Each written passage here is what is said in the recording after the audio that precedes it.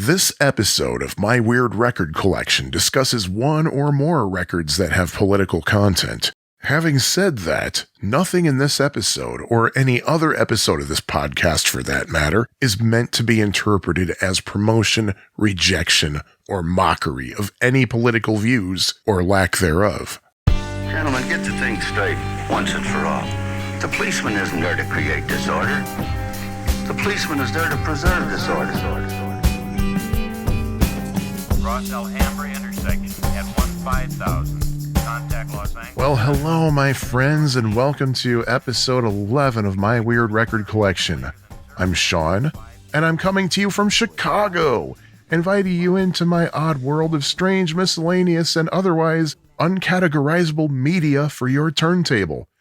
In this episode, we're going to be exploring a couple of campaign records from two candidates who might be about as dissimilar as they possibly could be.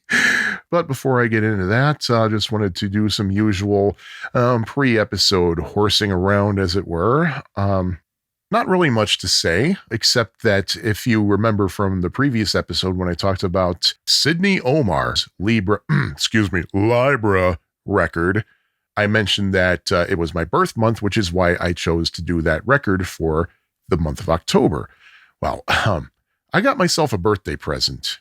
And, well, those of you who've been listening to this entire podcast might remember episode 3, in which I talked about two records that dealt with auto harps.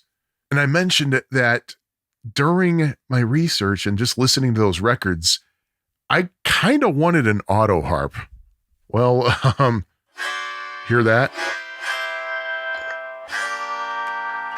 Yeah, I got myself an auto harp. And I really want to take this thing and see just what I can actually do with it. That's just maybe not necessarily conventional, I guess. Like, for example, like I'm trying to play The Who on this thing. Like, here's what how I've gotten so far. That's as far as I've gotten with Won't Get Fooled Again. But really, this is a very fascinating instrument. It really is. And if you're wondering, did I use the Meg Noble Peterson Tuning Your Auto Harp record to tune this thing? The answer is no, I did not. Because, well, if you remember what I said about that in that episode, using an analog audio recording, especially on something that might be prone to warps or speed variations or something, to tune an instrument, that's not a good idea. And Meg herself agreed with me. She told me that. She told me that she doesn't like the idea of using, she doesn't even like the idea of using, say, phone apps or other digital tuners. I don't know exactly what she uses to tune.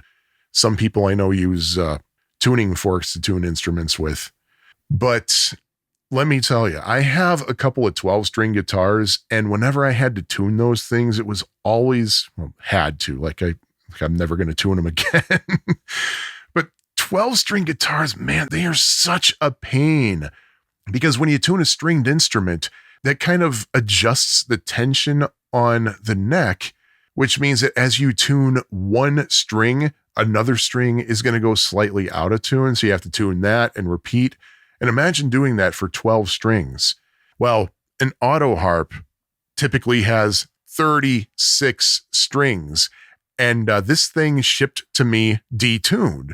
Any stringed instrument that you ship or you fly with, you'll want to detune it. You want to get those strings as loose as possible. I found out the hard way that if you don't detune a guitar enough, really bad things could happen when you fly with one. But yeah, understandably, this auto harp, when it shipped to me, the strings were way tuned down. So I had to tune them manually, one at a time. It took me half a freaking day to get the thing in tune. Well, almost in tune. I just kind of gave up when it was just merely acceptable. And you have that problem where when you tune one string, the other strings will get a little bit looser or in some other way out of tune. So you have to go back and retune all those and keep repeating until things sound fine and dandy. But it was a mess.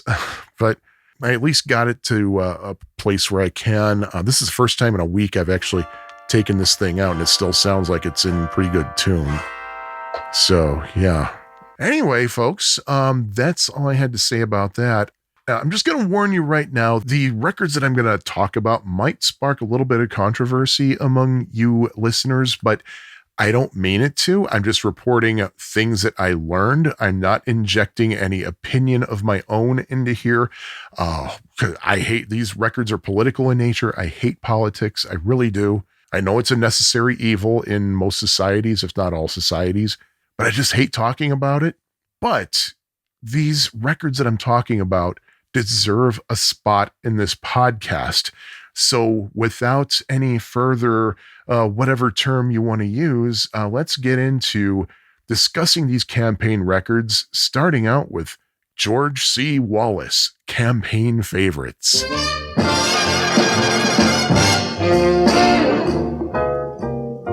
Before I get to the record itself, I think there are two people I need to talk about. Obviously George Wallace, but also the artist who wrote and performed the music on the record, and that would be Lamar Morris. In fact, let's start with him. You can send me a box of Kleenex, make it the biggest one they've got. You may not have heard of Lamar Morris unless you are a die-hard country music fan. He was a country music performer from Alabama, born September 30th, 1938 in Andalusia, Alabama. He started performing pretty early in life when he would play with Don Helms on WCTA in Andalusia. And in case you've never heard of Don Helms, he was a steel guitar player who played with Hank Williams. Speaking of which, by the time he turned 11 years old, Lamar had actually performed for Hank Williams and would grow up to marry Hank's stepdaughter Lucretia Ann Guy in 1960, though the two would eventually divorce. Lamar would play in the Bama Band, which was Hank Williams Jr.'s backing band, and he would also write Hank Jr.'s first #1 country hit, 11 Roses. In 1996, Lamar married Kathy Diane Ross.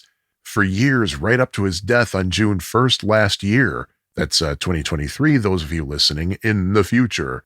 But right up until his death, he taught guitar lessons in what used to be a drugstore.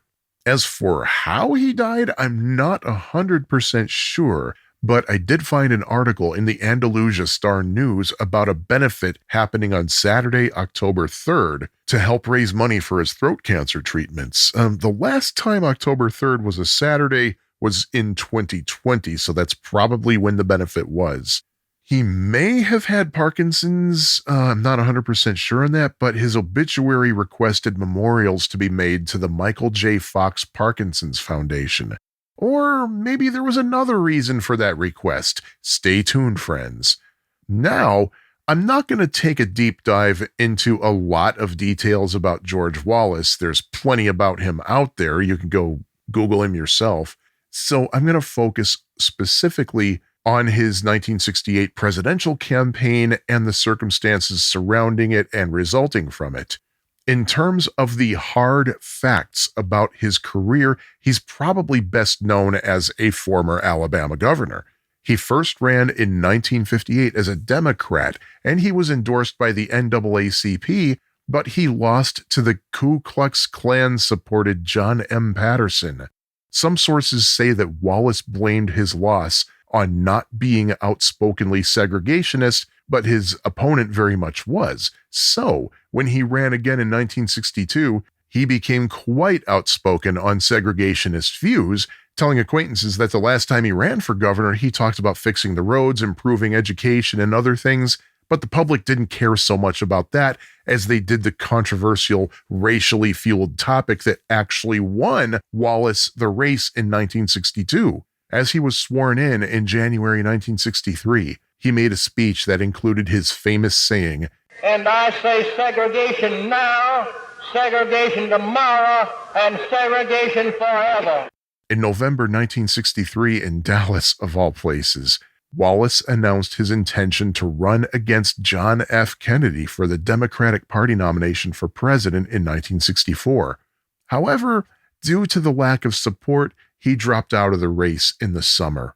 The Alabama state constitution set term limits that prevented him from running for governor for another consecutive term, and although he tried, he was unable to amend the constitution to allow for it. So, he had his wife Lurleen run for governor, which worked, and she took office in January 1967, but only served a year before dying of cancer in office. In 1968, Wallace ran for president of the United States as a third-party candidate for the newly established American Independent Party, campaigning not only on his segregationist views, but also with a promise to increase Social Security and Medicare benefits, and he also promised to withdraw from the Vietnam War if it looked like the war was not winnable within his first 90 days in office as president. More than likely, though, it wasn't so much that George Wallace was necessarily hoping to become president, but he was hoping to win enough electoral votes to become a power broker and influence southern states to use their clout to put the kibosh on desegregation. Meanwhile, Republican candidate Richard Nixon was concerned that Wallace's candidacy would split the conservative vote and open the doors for Democrat Hubert Henry Humphrey to win the election. Now, as we all know, Wallace did not win the presidency, but he did win the vote in several Bible Belt states. However, George Wallace did become governor of Alabama again in 1970, and he promised he was not going to run for president again in 1972. So, of course, on January 13th, 1972, he announced once again his candidacy for president, this time as a Democrat. He announced that he no longer was in favor of segregation, and he claimed to be moderate when it came to racial issues. During a campaign stop in Maryland that May, he survived an assassination attempt that left him permanently paralyzed from the waist down. Although he won Maryland and Michigan in the primaries, the assassination attempt pretty much ended his presidential run. However, that did not stop him from winning the Alabama gubernatorial race again in 1974. Now, friends, guess what happened in November 1975? If you guessed he ran for president again, well, you're absolutely right. This time, though, voters raised concerns about his health, and he did not perform very well in the primaries, so he dropped out of the race in 1976 and endorsed Jimmy Carter. Oh, remember how I said the Alabama state constitution forbade consecutive gubernatorial terms and that Wallace was unable to change that law? Well, that was in 1966. In 1968, there was a constitutional amendment to allow governors to serve consecutive terms, so Wallace ran for Alabama governor again in 1976 and won. At the end of this term, though, Wallace took a 4-year hiatus from politics. During that hiatus, he announced that he was a born-again Christian, and he publicly apologized for his history of segregationist attitudes, asking for forgiveness from Black Americans. He may have won forgiveness from at least many Black Americans because he ran for Alabama governor again in 1982 and won with an unprecedented amount of Black voter support. Now, I've said before that I don't like politics, and I do not want to promote any political views one way or the other. But knowing what a controversial figure George Wallace was, I was curious as to what he did as governor that could be looked upon as generally good things, at least on the surface. After typing some queries into various search engines, I landed on the website of the National Governors Association, whose entry on George Wallace does mention some positives from his last 3 terms as governor. During his tenure, the Alabama Office of Consumer Protection was established. That was in 1972. And there were significant improvements made in the Alabama Law Enforcement Planning Agency. Expenditures in healthcare doubled, and Wallace sponsored the largest highway expansion program in Alabama's history. If you're a bike rider, you might not like that, but hey, it is what it is, right? George Wallace's final term as Alabama's governor ended in January 1987. In April of the previous year, he announced he would not run again. As for that assassination attempt, aside from the paralysis, Wallace dealt with the resulting physical pain for the rest of his life. Later in life, he developed Parkinson's disease, which might be one reason that Lamar Morris's obituary requested those Michael J. Fox Foundation memorials. But on top of those issues, Wallace also went deaf. On September 13th, 1998, George Wallace died from septic shock at the age of 79. Interestingly, on that same day, Gary Sinise, yes, Lieutenant Dan himself, won an Emmy Award for playing George Wallace in a 1997 made-for-TV biopic. Now, we learned about Lamar Morris. We learned a little bit about George Wallace's political career. Let's talk about the campaign record itself.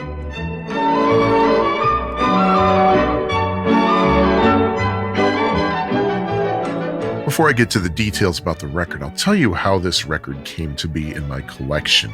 My friend and Pie Factory podcast co-host Jim was out and about one day in a vintage shop. I think he saw this record and he thought, "Oh my God, this is kind of weird," and he bought it because he was curious as to what could possibly be on the record.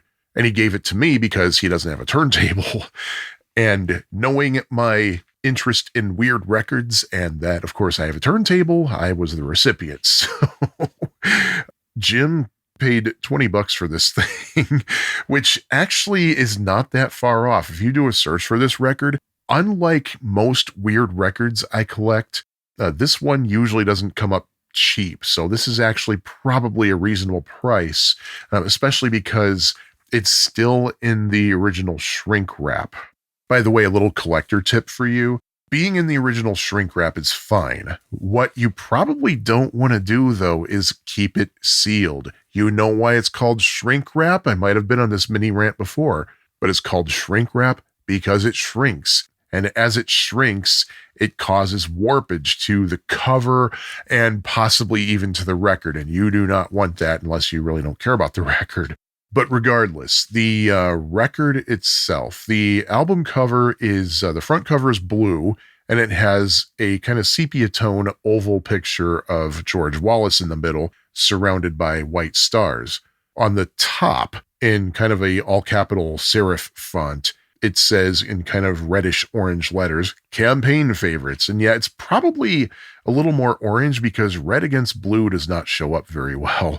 And then at the bottom, in the same font, but in white letters, it says George C. Wallace. And then kind of toward the bottom above where it says George C. Wallace and off to the right, in that same reddish orange color in a slightly different font, it says in small print, Songs by Lamar Morris.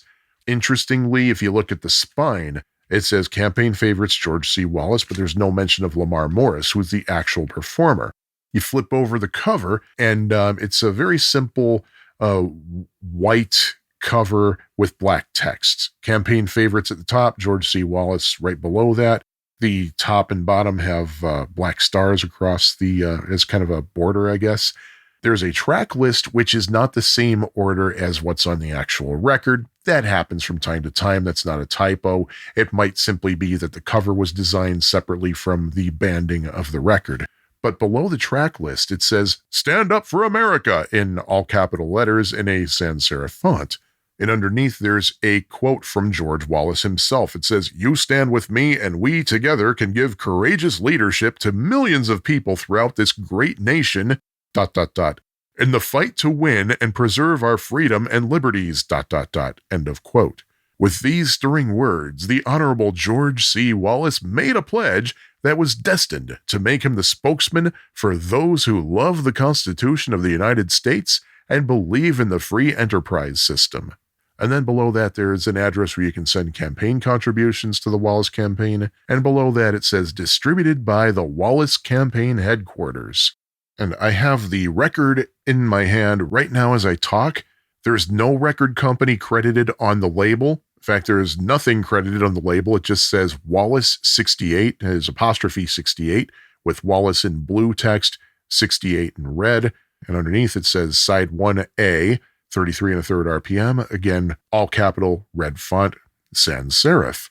Now the track list, the colors are alternating with each song. It goes blue, red, blue, red, blue. And then at the bottom it says songs by Lamar Morris in red. The songs on side 1, you have Wallace in the White House, Legend in His Time, Stand Up for America, Wallace Victory Wagon, and America the Beautiful, the patriotic song. Side 2, same layout, same everything. It says side 2B instead of 1A. The songs are Open Letter to All, Let the People Speak, Wallace Cannonball, America, which is My Country, 'Tis of Thee, blah, blah, blah, blah, blah, and By George, There Is a Way. And by the way, Open Letter to All isn't really a song. I'll get to that in a moment, actually.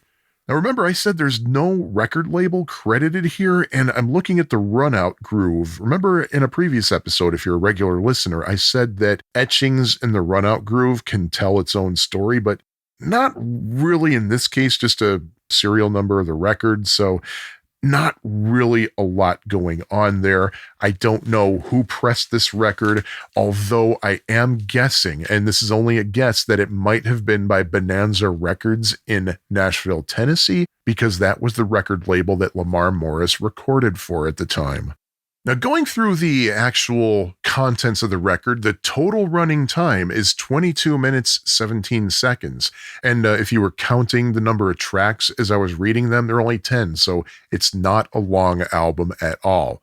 Side 1 starts with Wallace in the White House, which is an up-tempo number. It's kind of catchy. There's a lot of resonator guitar, or dobro, if you will. I don't know if it's a dobro brand guitar. The lyrics kind of generic. Times are tough. Our current generation has it hard, etc. It's stuff you hear all the time to this day.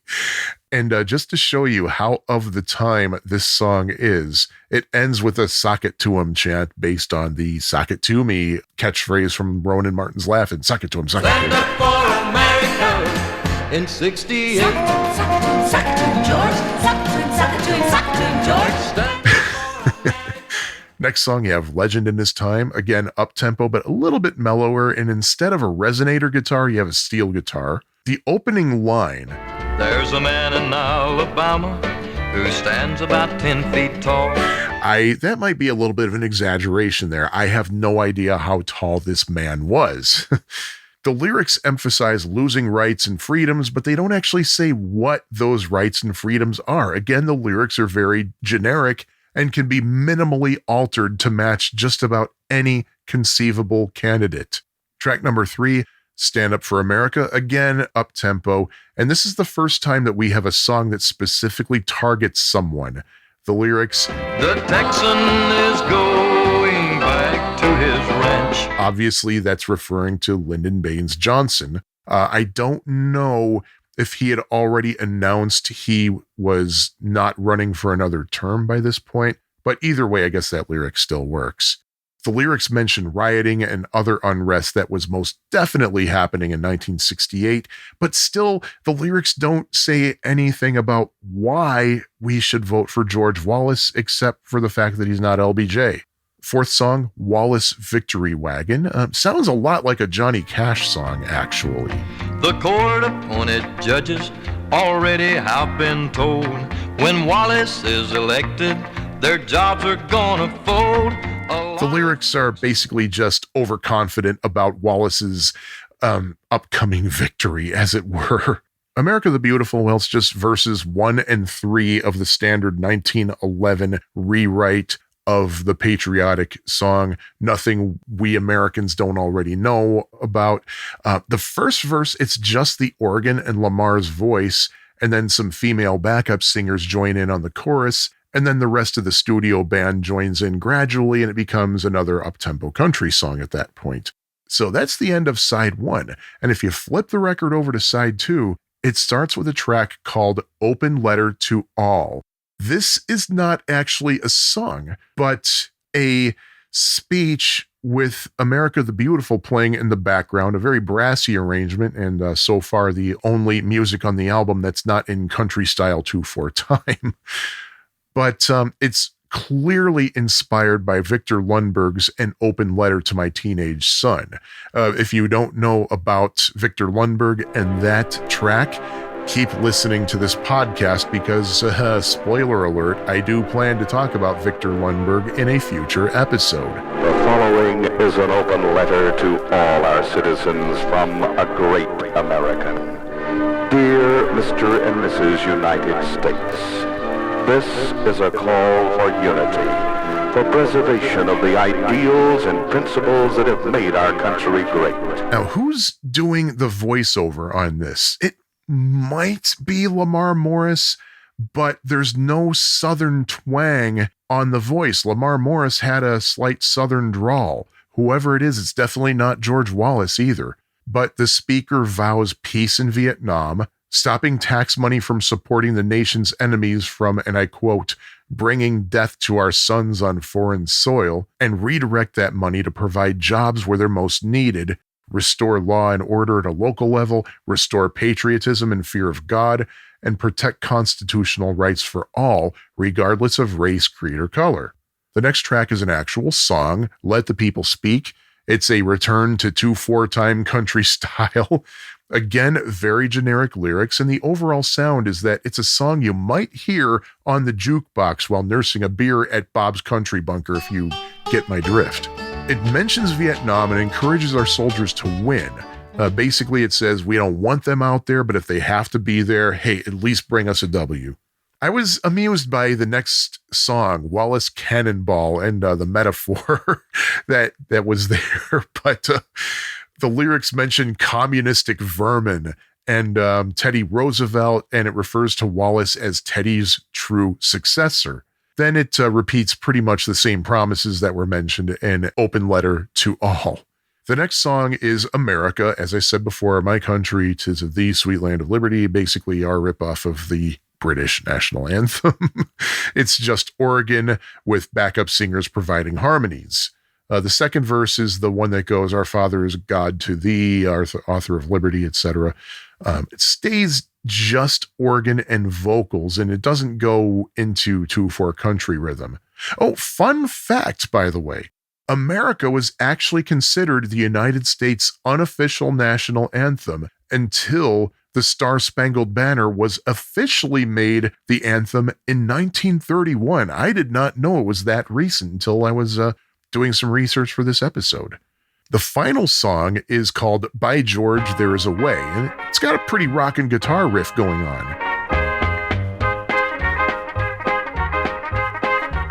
Now, remember how I said that the songs in this record, you could pretty much drop in any conceivable candidate and the song would work? Well, this is the only campaign song on the record that's the exception to that observation. And the only reason that it doesn't work is because the pun, by George. I guess any candidate named George could fit in this one. So there you go. There's a rundown on what is actually on this record. I was debating whether I should go straight into the other record or rate this one first before going into the other record, but I think just so I'm not going back and forth all the time, I'm going to rate campaign favorites right now.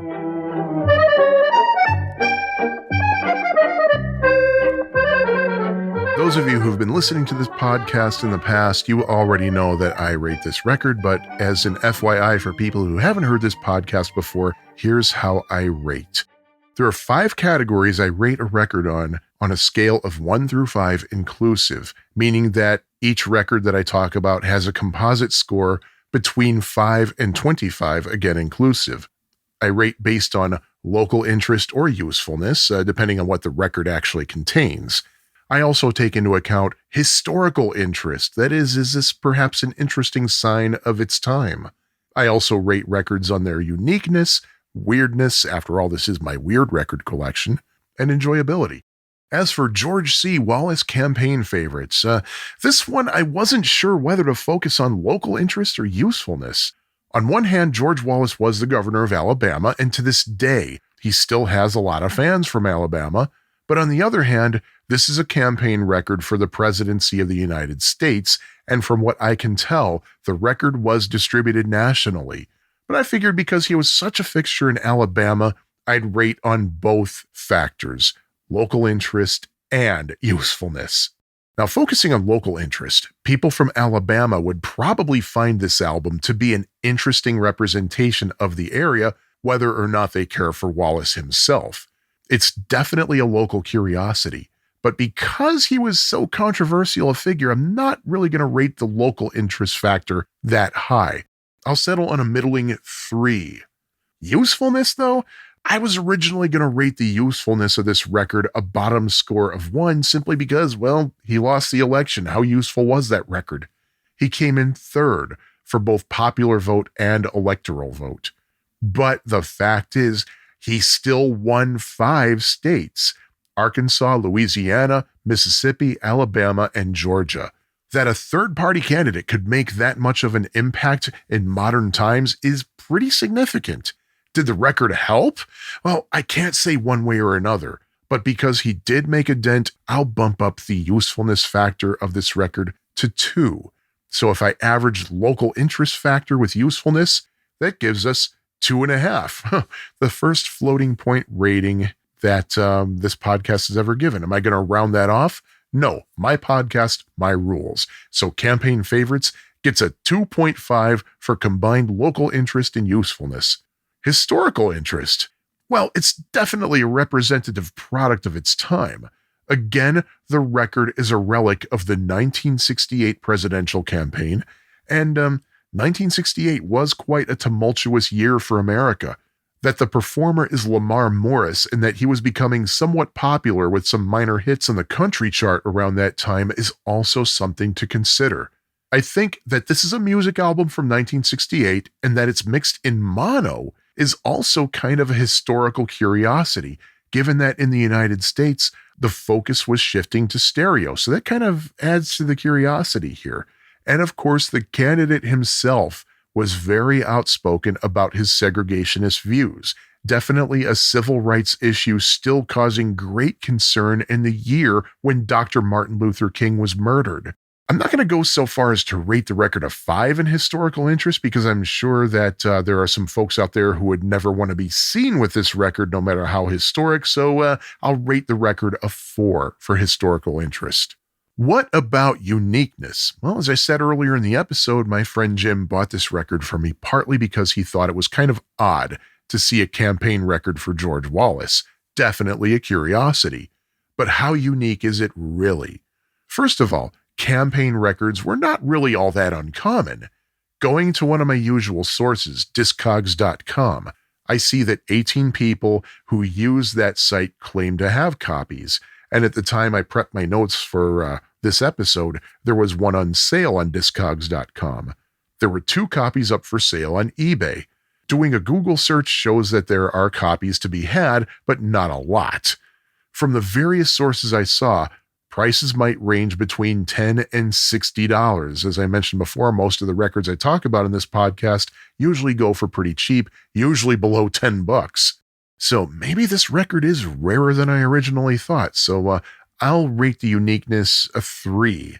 And what would this podcast be if I didn't factor in the weirdness of the record? Well, to be honest, the record isn't really all that weird. It's just a bunch of songs, really, 2 of which are just American patriotic songs. In fact, I'm finding it hard to really detect anything in particular that's weird about it. That it's a 1968 album released in the United States in mono, though, I admit that's a bit weird, especially when it was made for a presidential campaign, meaning it wasn't just handed out in podunk areas in the middle of nowhere. You'd think it would be a little bit more high fidelity. But really, that's about it. So I have to give Campaign Favorites a weirdness rating of 2. Now, I'm going to be honest. I had a hard time trying to gauge the enjoyability in this record because, number 1, I do not like politics, and number 2, I do not like country music. But the truth is, as I was listening to the music, for the most part, the song's melodies are pretty catchy. And no matter what your political views are, the lyrics are so generic that they don't really contain any actual political views.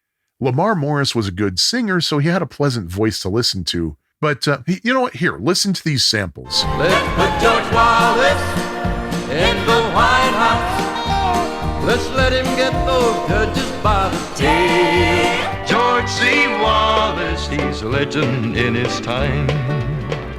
There's rioting and looting, and the cities are being burned. How much more will it take for Washington to learn? We're out to beat the bureaucrats and drive them from our land. George Wallace is our leader, and God is on his side. So climb aboard the wagon and join our victory ride, and crown thy good with brotherhood from sea to shining sea. We're gonna vote for Wallace come election day. The communistic vermin, he'll never let them be. If we give our vote to George, and he'll give his to me and you. Now, you just heard samples from every track on the record except America and Open Letter to All. As you can hear, for the most part, the songs sound, well, pretty much the same. Pretty much the same tempo, definitely the same time signature, very similar generic lyrics, just not a lot of variety.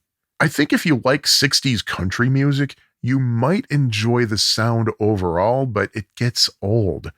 Thankfully, the album, again, it's pretty short, so by the time you get bored, it'll be mostly over. I'll rate the enjoyability factor a 3. So to recap my ratings for campaign favorites, local interest and usefulness get a composite rating of 2.5, historical interest gets a 4, uniqueness factor gets 3, for weirdness I give the record 2, and finally for enjoyability I rate it 3, which means the composite rating for campaign favorites is 14.5, which places it one spot above Auto Harp for Students and Educators, and one spot below Get More from Your Kenmore among all my ratings, and placing it barely in the bottom 5. So, let's turn away from the George Wallace campaign record and switch over to a campaign record for a completely different candidate from the 60s, shall we? Kennedy, Kennedy, Kennedy, Kennedy, Kennedy, Kennedy, Kennedy, Kennedy, Kennedy, Kennedy, Kennedy. The other record I have to talk about now is one that doesn't have really any credits at all. It just has a title and both sides of the record. This is a 7-inch single. Both sides say Jack Kennedy, as in JFK.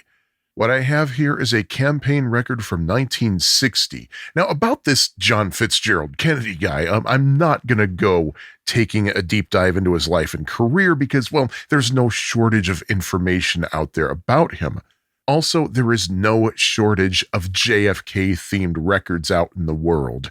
Among the most famous include 2 comedy albums featuring Von Meter called The First Family, in which Meter and other actors masterfully satire the young president and his family.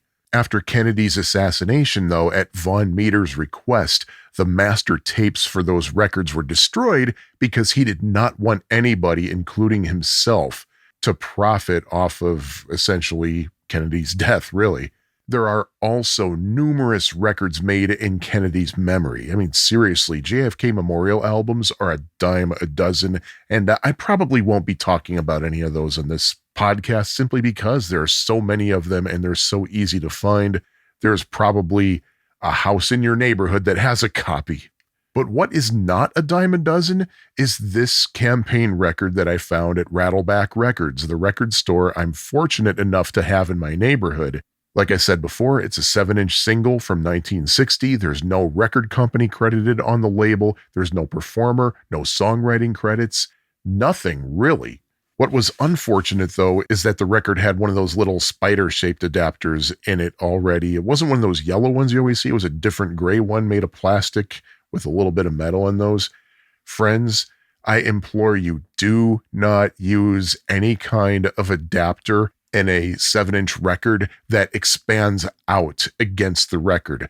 If you need to use an adapter to play 7-inch records, just use a round plastic or metal one that goes over the record player's spindle. Many turntables come with those things. Use it. Use it. If your turntable does not come with one, get one that's just a simple round thing you can store right next to your turntable's platter. But please do not use those little spider-looking things with the little pieces that go outward. And this copy of the Jack Kennedy record that I'm holding in my hand right now actually has some damage on the inner ring from that adapter that was lodged in it. And it's Very unfortunate. I mean, the record's still playable and everything, but I don't like having record damage. A true story. I was at a record store that I go to semi-often, and I saw in the counter, in the glass case, there was a bunch of those yellow spider adapters.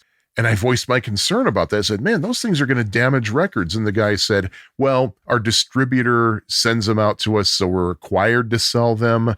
But if it makes you feel any better, most people who buy these buy them for decoration and not to actually use on their records. But yeah, please don't use those things. But anyway, let me get back to the record itself. Again, it is a 7-inch single with a large hole in the middle. It's from 1960. There's no record company credited on the label. There are no songwriters credited. There's no performer, really. The labels are dark teal with light gray text. If you're lucky enough to have this record in its original packaging, which I do not, by the way, then you have an oversized sleeve, probably letter size. That is 8.5 by 11 inches. Those of you in the United Kingdom, that's slightly smaller than your A4 size. There's a record holder in the middle of that sleeve and a little bit off center to the left. And there are various pictures of JFK kind of haphazardly slipped in there. And there are 2 jukebox tags. As for the actual record itself, the A-side is the song High Hopes, and the label says High Hopes with Jack Kennedy. The B-side has the name Jack Kennedy on the top, and on the bottom it has, in quotes, All the Way.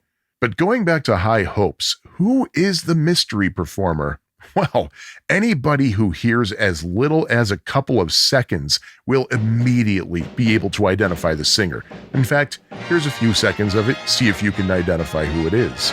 Everyone is voting for Jack, 'cause he's got what all the rest lack. Okay, that should be enough. Many of you probably immediately recognize this singer as Frank Sinatra, who was among many celebrities who endorsed Kennedy during his 1960 presidential run. But let's talk about that song, High Hopes. The version that Sinatra originally made famous was written by Jimmy Van Huysen, who composed the music, and Sammy Cahn, who wrote the lyrics. And the song is about 2 small creatures, an ant who was able to move a rubber tree plant, and a ram who put a hole in a so-called billion-kilowatt dam. How were these 2 small creatures able to do such improbable things? Well, duh, they had high hopes. Frank sang that song with a child actor and singer who was named Eddie Hodges, and that was in the movie A Hole in the Head from 1959. That same year, Frank recorded a version of that song with slightly different lyrics for a single that was released that June, and it peaked at number 30 on the Billboard Hot 100 chart. That version of the song would also be released on Sinatra's 1961 album, All the Way. As for the movie version of the song that he did with Eddie Hodges, well, it won the Oscar for Best Original Song in a Motion Picture at the 32nd Academy Awards on April 4th, 1960. Doris Day, by the way, who 4 years later would release her own version of the song, presented the award to Frank. It might have been that the song had just won an Oscar that gave Frank the impetus to re-record the song with new lyrics. I wasn't able to ascertain who wrote the lyrics, whether it was Sammy Cahn or someone else. Again, there are no credits of any kind on the label.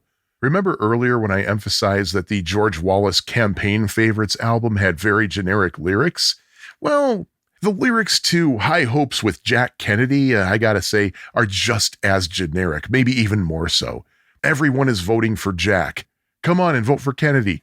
Jack's the nation's favorite guy. Jack is on the right track. 1960 is the year for his high hopes.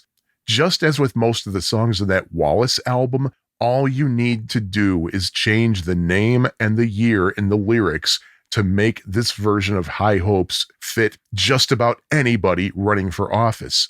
It's not just the lyrics that are different either. The arrangement is different.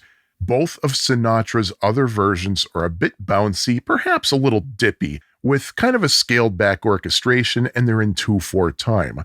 Here, let's listen to a little bit of the movie version. Just what makes that little old ant think he'll move a big rubber plant? And now here's a little bit of the version that Frank specifically recorded for audio release. Anyone knows an ant can't move a rubber tree plant, but he's got high hopes.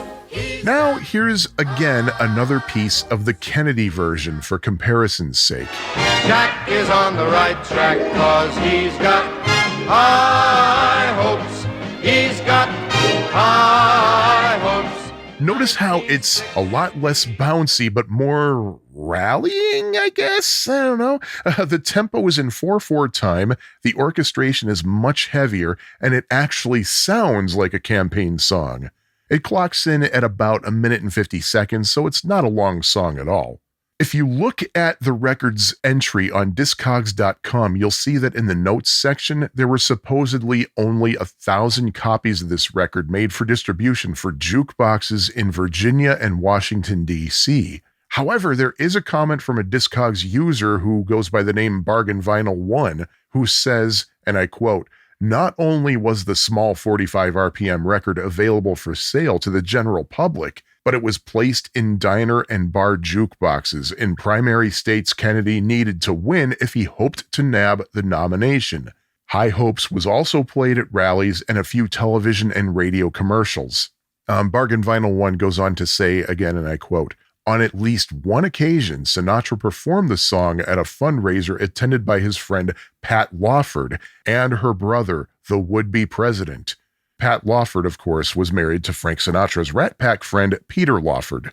So that's High Hopes. If you flip the record over, you have another campaign song that's a rewrite of another song by Jimmy Van Huysen and Sammy Kahn that was recorded by Frank Sinatra for a movie.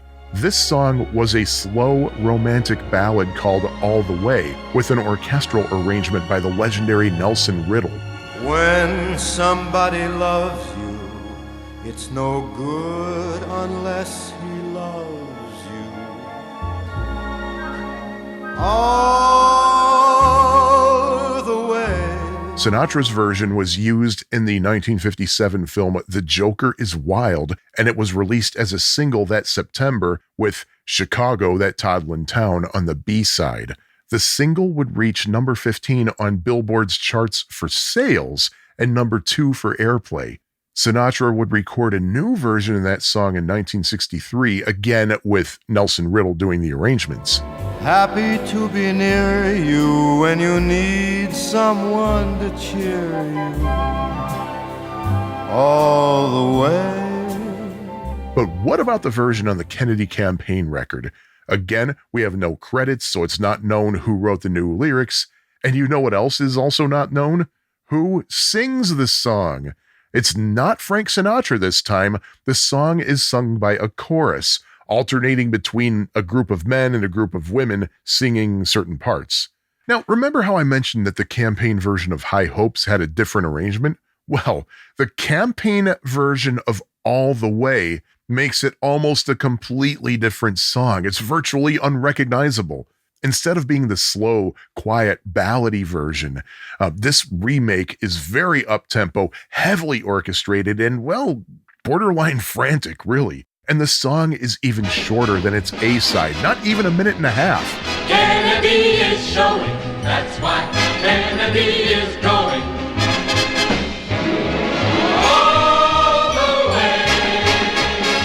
Now, when this record was available, you could get your own copy by donating $1 to the Kennedy campaign and filling out a form that says, and I quote, "High hopes for Senator John F. Kennedy, all the way. I contribute $1 to the campaign fund of Senator John F. Kennedy for President of the United States.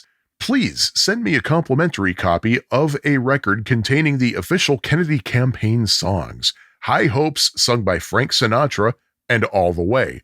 End of quote. Notice there they don't actually say who sings All the Way because, well, it's not Sinatra. Now, I don't know how well known it is about the relationship between Frank Sinatra and John F. Kennedy. I only learned about it when researching the episode. I mean, I knew that this song existed before. I'd heard it on the Dr. Demento show.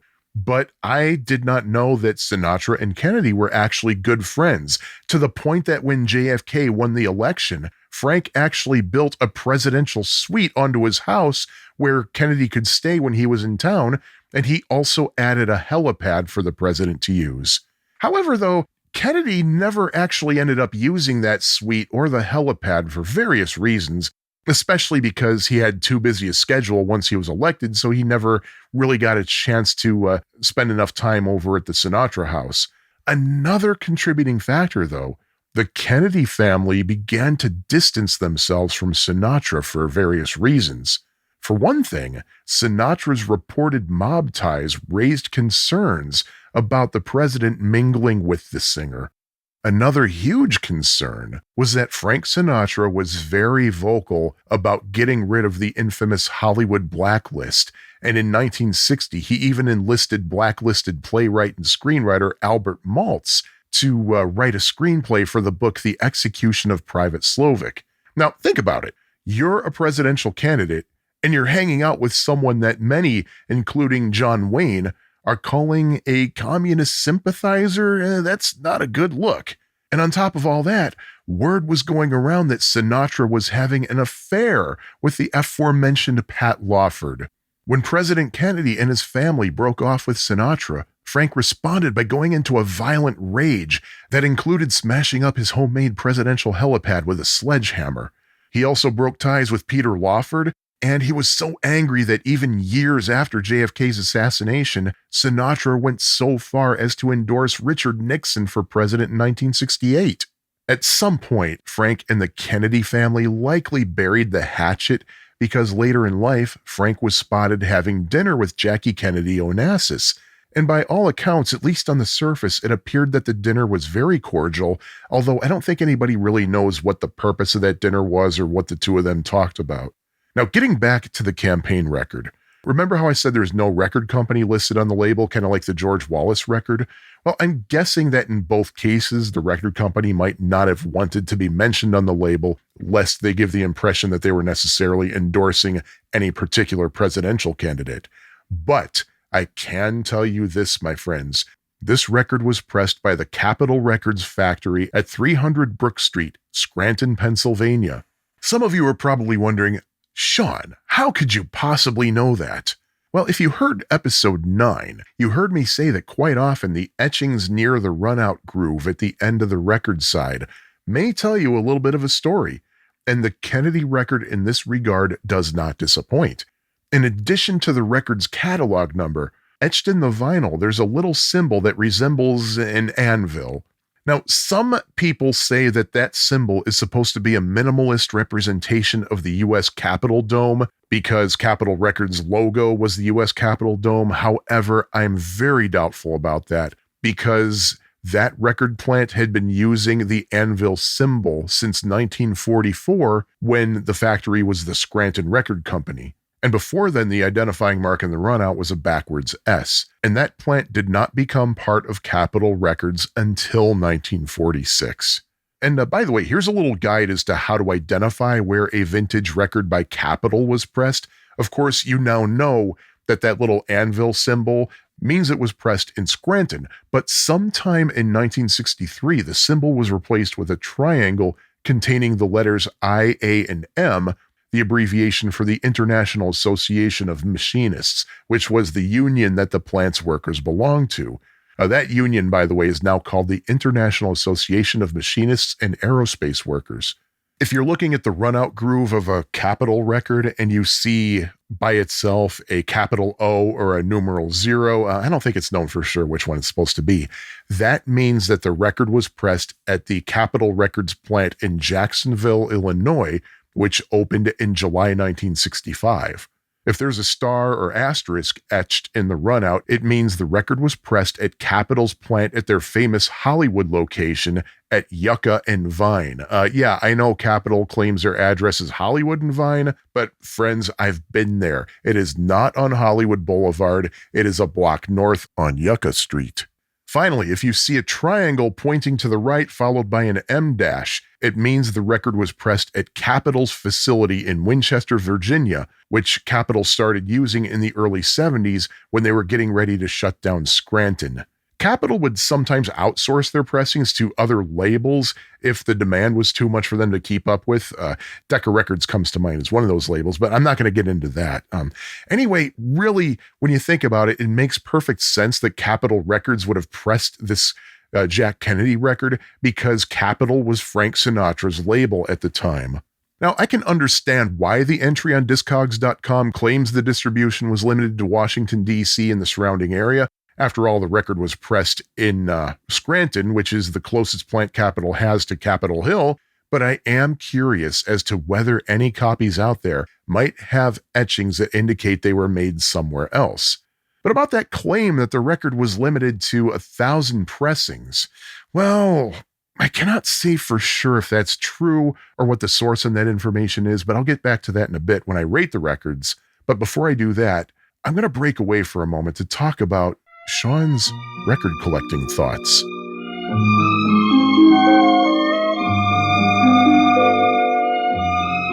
Now, for this episode, I'm going to change things up a little bit. I'm not going to talk about records themselves and the care and handling, or tell you what equipment you should be using, or whatever else have you. I'm going to go a different direction.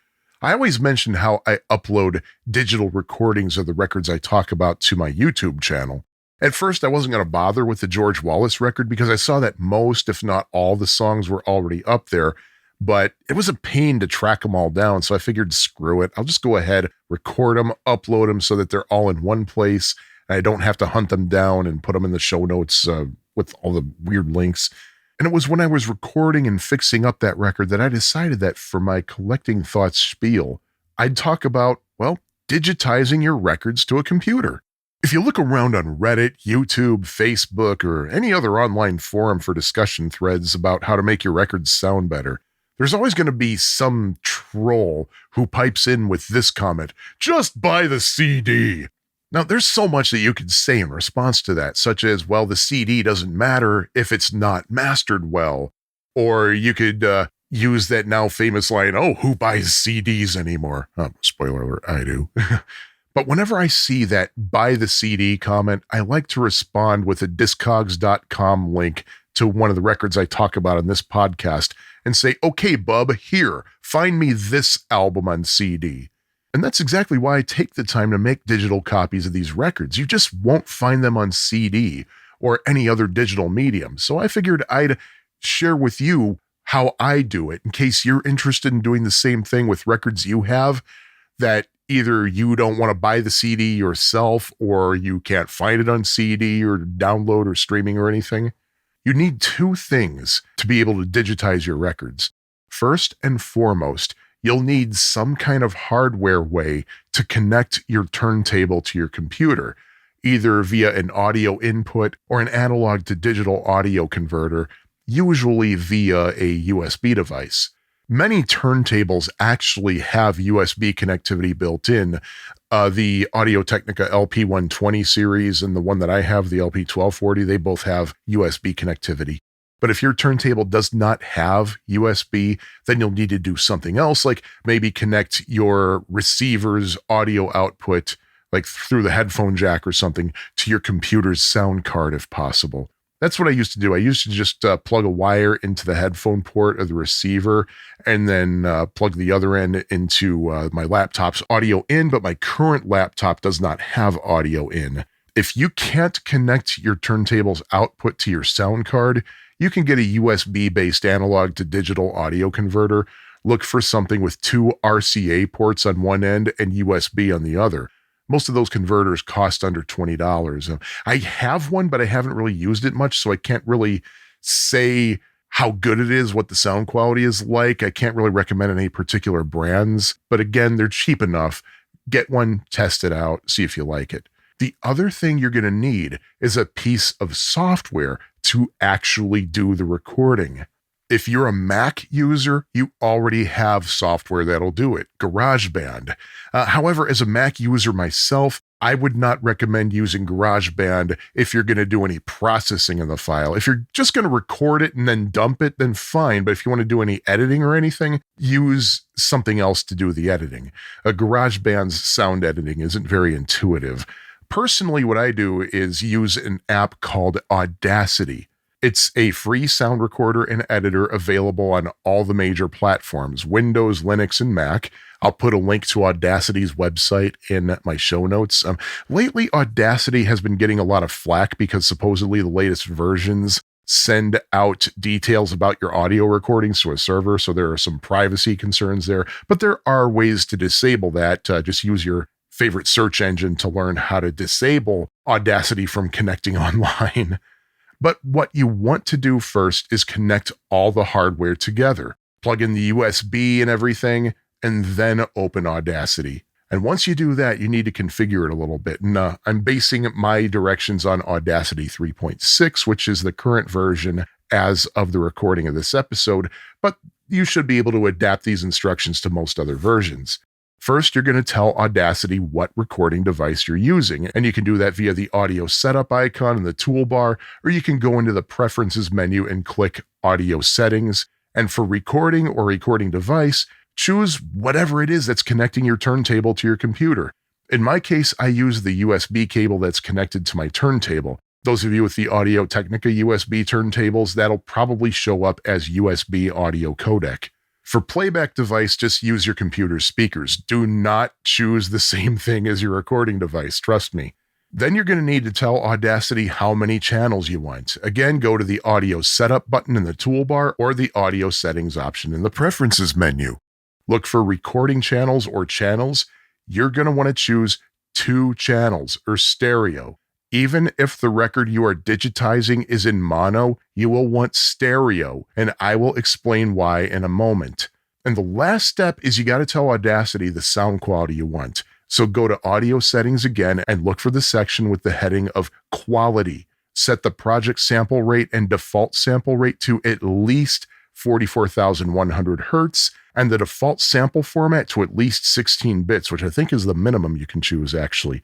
The reason I say this is that 44,100 hertz and 16 bits are settings that are considered CD quality. That's what all your CDs are mastered at.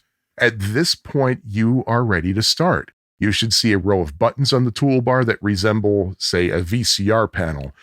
As my friend and fellow podcaster Bill Pepper likes to tell people, kids, go ask your parents. Hit the record button to start your recording. That's the red circle. And you'll see a waveform start to appear on the screen. That's how you know the recording is actually happening. Then go ahead and start playing the record. When you're done recording, you can hit the stop button. That's the white square. And before you do anything else, save the recording. Pull the file menu down and choose Save Project or Save Project As. And please make sure you know where you're actually saving the project so you can open it later if you have to close Audacity or for some reason Audacity crashes on you and you need to reopen it later.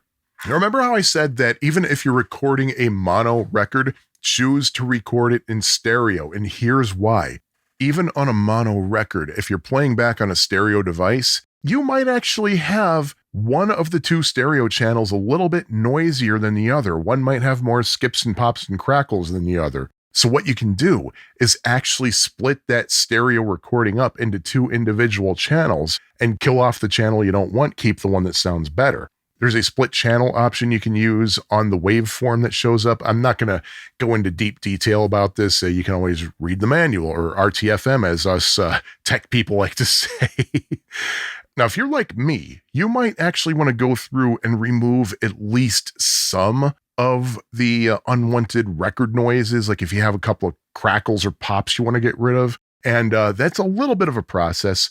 What I usually do is at the beginning of a recording of a piece of vinyl, before the actual music or other content starts, if there's a lot of crackling in that little silent part, I will highlight that part of the waveform and then use the noise reduction feature in the effect menu on Audacity. What you do is highlight the noisy part of the blank area of the recording, then pull down the effect menu and choose noise reduction, and then click Get Noise Profile. Now, what that's going to do is it's going to teach Audacity's AI to listen for those noises you just highlighted. After you click Get Noise Profile, you want to highlight the entire waveform, the entire recording, then go back to Effect and then Noise Reduction. But this time, instead of clicking Get Noise Profile, you're going to click OK. What Audacity is going to do, it's going to go through that entire recording and look for any pieces of the recording that sound like that portion that you recorded, and it'll try to erase it. Depending on how long the recording is, it might take a few minutes to finish, but once it does, go back and listen to the result and make sure that it sounds okay to you. Because sometimes it might over filter and the resulting sound will be a little bit tinny or metallic.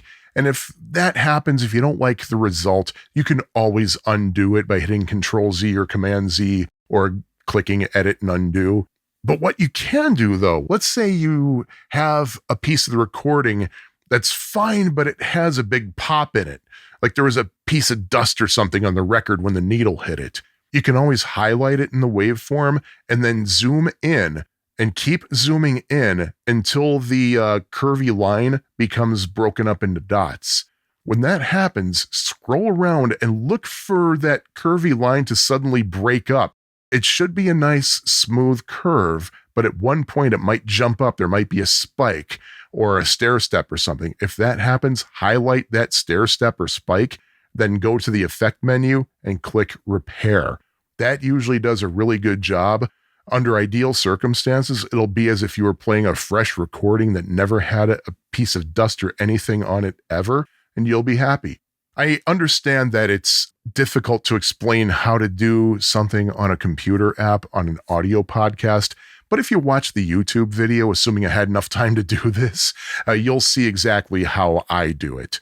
One thing I do want to say, there is an option in the effect menu of Audacity to remove clicks. I have not had a good time with that. It doesn't really work all that well, at least not for me. You have to keep doing trial and error. And when you do, it's still not going to get everything. So I don't even bother with that. I just use the repair option.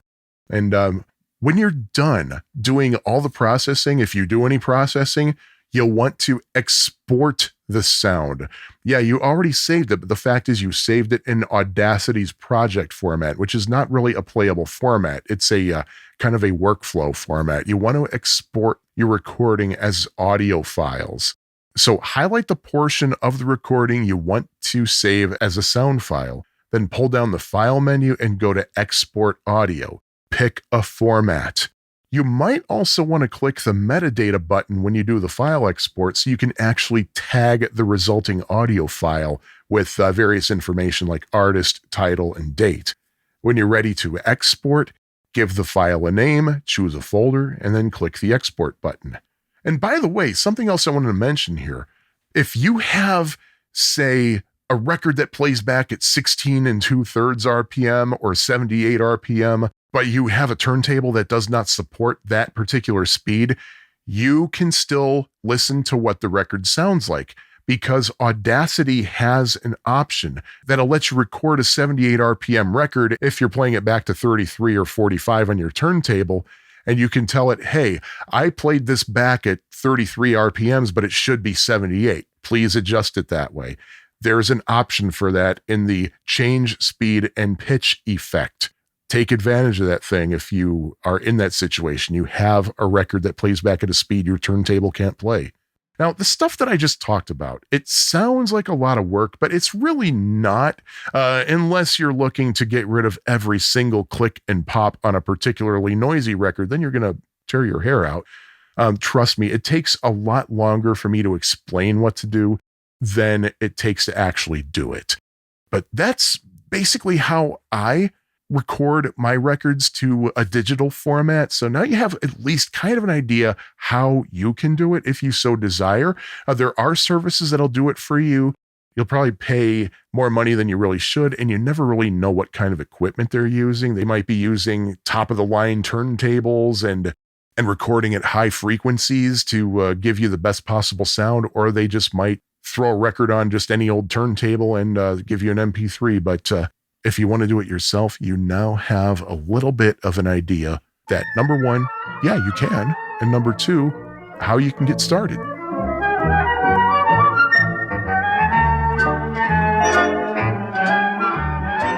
All right, here's the deal. You already heard my spiel about how I rate records. I'm not going to repeat that. I'm just going to go straight into the ratings. For the Kennedy record, I don't think there's any particular local interest, so I'll rate based on usefulness. Well, what can I say? I mean, he won the election.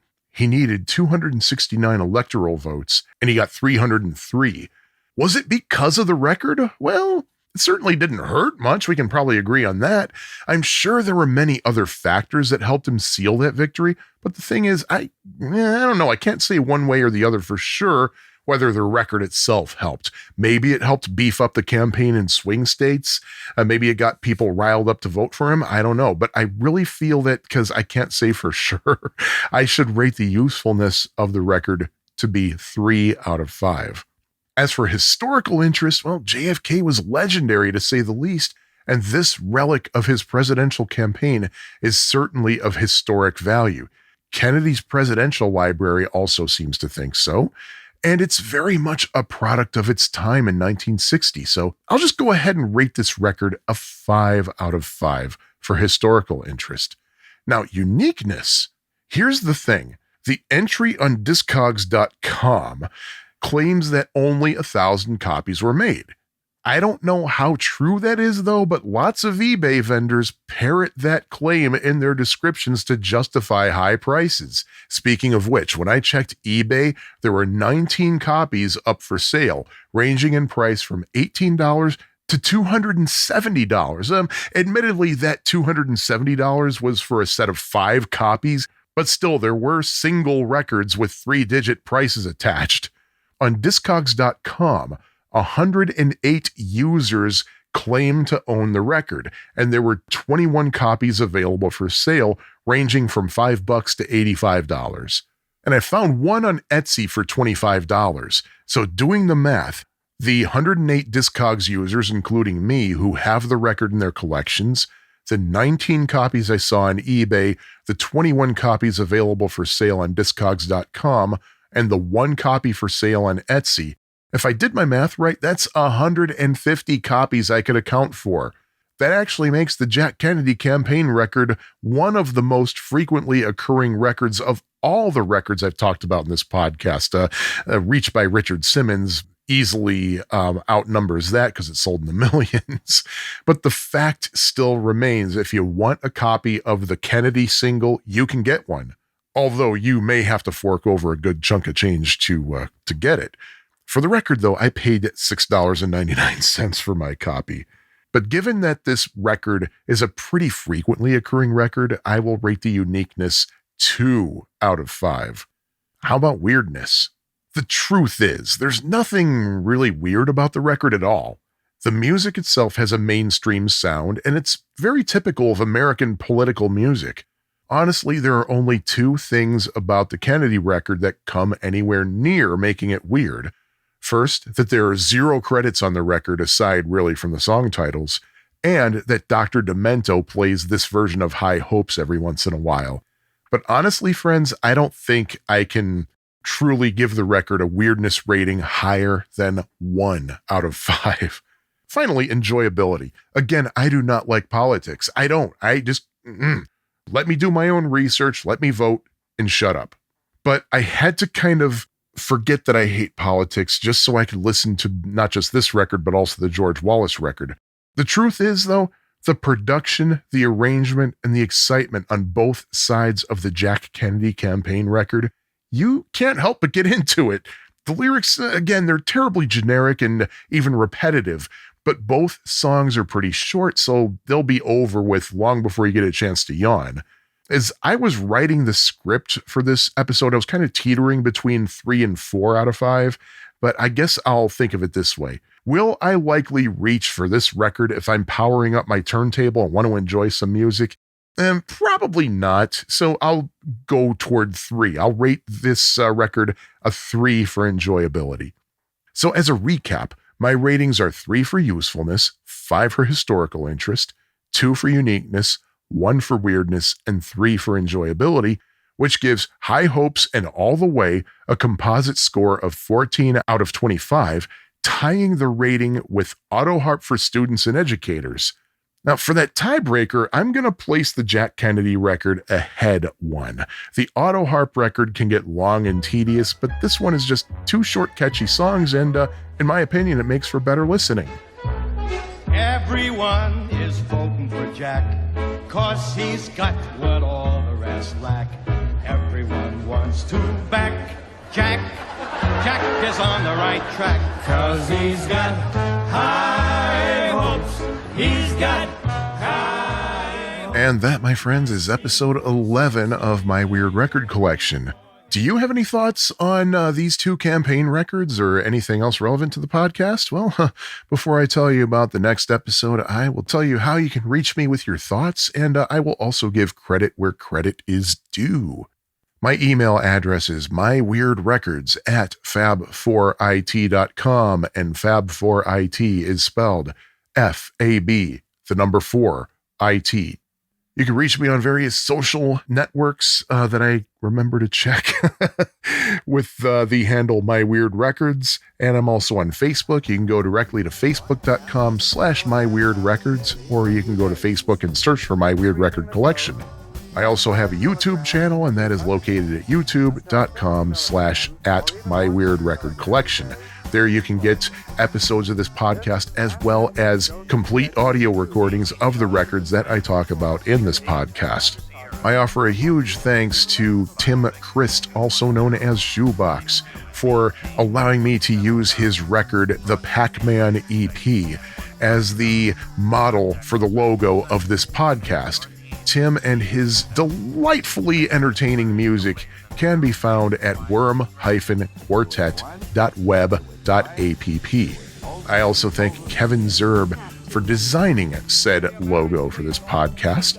My friend Kevin and his podcasts and other endeavors can be experienced on the web at zerbinator.com. And of course, you can go to the official website for My Weird Record Collection at myweirdrecords.fab4it.com, and you will find this and past episodes as well as the accompanying show notes. Oh, and before I forget to mention, sounds and music used in this podcast are the property of their respective copyright holders and are used for commentary and review. Infringement is not intended. Next episode, we're going to turn away from politics. Yay!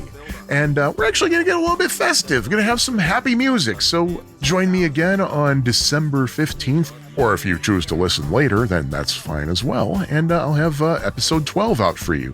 Until then, this is Sean wishing you all the best and reminding you to please support your local record store if you are fortunate enough to have one. If not, go out and visit somewhere where there is one and support it.